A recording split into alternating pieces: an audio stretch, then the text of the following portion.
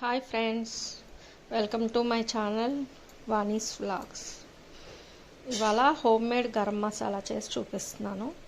చూడండి, ఈ మసాలా ఫ్రైస్లో ఎన్నిట్లో వేసుకున్నా చాలా టేస్టీగా బాగుంటుంది.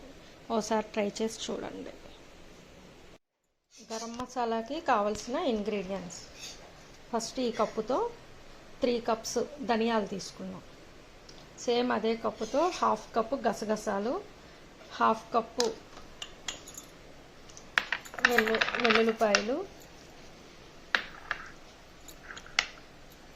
ఒక 4 స్పూన్స్ లవంగాలు, 2 స్పూన్స్ యాలక్కాయలు, ఒక 2 స్పూన్స్ దాల్చిన చెక్క,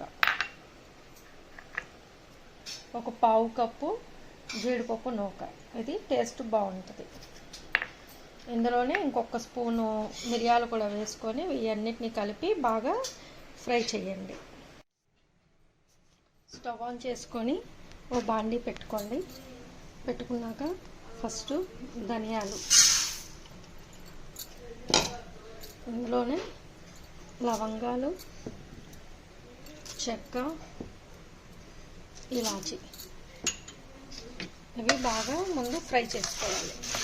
గసగసాలు, జీడిపప్పు నూక అనేది లాస్ట్లో వేసుకోవచ్చు, అవి త్వరగా ఫ్రై అవుతాయి కాబట్టి.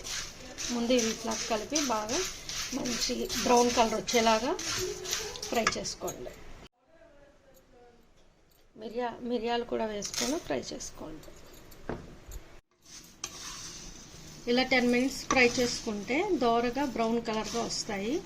అప్పుడు ఈ జీడిపప్పు ఉంది కదా, జీడిపప్పు నూక ఇది కూడా వేసేసుకోవాలి. తర్వాత గసగసాలు, తర్వాత వెల్లుల్లిపాయలు కూడా ఇందులోనే వేసి ఫ్రై చేసుకోవాలి. ఒక 5 మినిట్స్ ఫ్రై చేసుకుంటే ఇవన్నీ ఫ్రై అవుతాయి. ఇలా చల్లారాక మిక్సీ జార్లో వేసుకొని మెత్తగా పౌడర్ చేసుకోవాలి.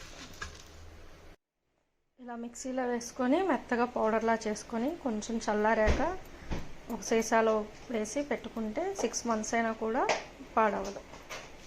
ఈ మసాలా పౌడర్ని ఇట్లాగా చల్లారాక గ్లాస్ జార్లో వేసుకొని స్టోర్ చేసుకుంటే 6 మంత్స్ అయినా కూడా ఉంటుంది. దీన్ని ఈ మసాలాని అన్ని రకాల నాన్ వెజ్ ఫ్రైస్లో, గ్రేవీస్లో అయినా బాగానే ఉంటుంది. ఫ్రైస్లో చాలా టేస్టీగా ఉంటుంది. ఒకసారి ట్రై చేసి చూడండి, నాకు కమెంట్ చేయండి. నా ఛానల్ని సబ్స్క్రైబ్ చేసి లైక్ చేసి షేర్ చేయండి ఫ్రెండ్స్. Thank you.